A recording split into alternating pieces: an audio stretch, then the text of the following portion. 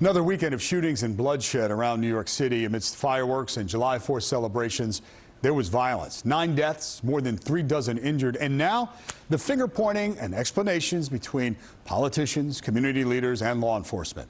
Our chief investigative reporter Jonathan Dienst sorting through it all. Jonathan? Now, David, a top NYPD official today said police officers are holding back on some enforcement efforts after weeks of protests. This as violence is skyrocketing, with some innocent victims caught in the crossfire.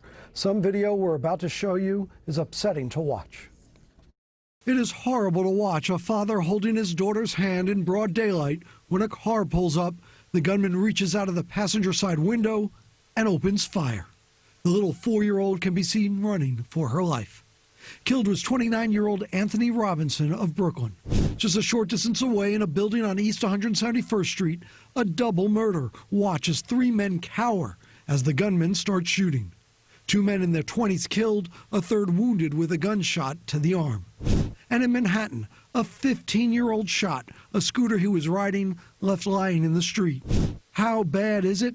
NYPD stats show the number of shooting victims are up 200% this week, 101 people shot versus 33 the same week last year. For the week, a 50% jump in murders, with a year-to-date killing spike of 25%. The mayor says on top of coronavirus difficulties, he today blamed the courts, with many arrested with guns released right back onto the streets. The court system is not functioning.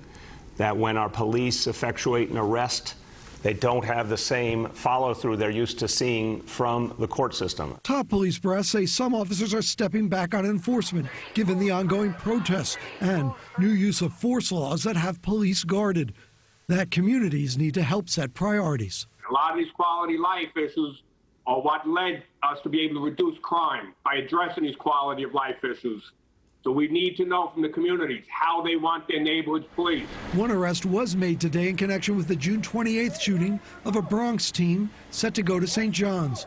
Police say Najim Luke fired the gun that killed innocent bystander Brandon Hendricks, a killing that shocked the community. And we all know that when something happens on your block, in your building, or in your neighborhood, people know who did it. We need people to let us know who is causing this harm. The Bronx DA disagrees with the mayor, saying prosecutors and the courts have been moving forward with gun prosecutions. So, those gun toters need to be aware that we know how to get this work done. And we're not going to stand for them holding our communities hostage. NYPD officials today again very critical of new lenient bail laws. As Governor Cuomo said today, some problems have been corrected. This, as a state court spokesman said, the mayor blaming the courts is, quote, ridiculous, and said the mayor should be looking in the mirror, not gazing out a window. In the newsroom, Jonathan Dienst, News 4.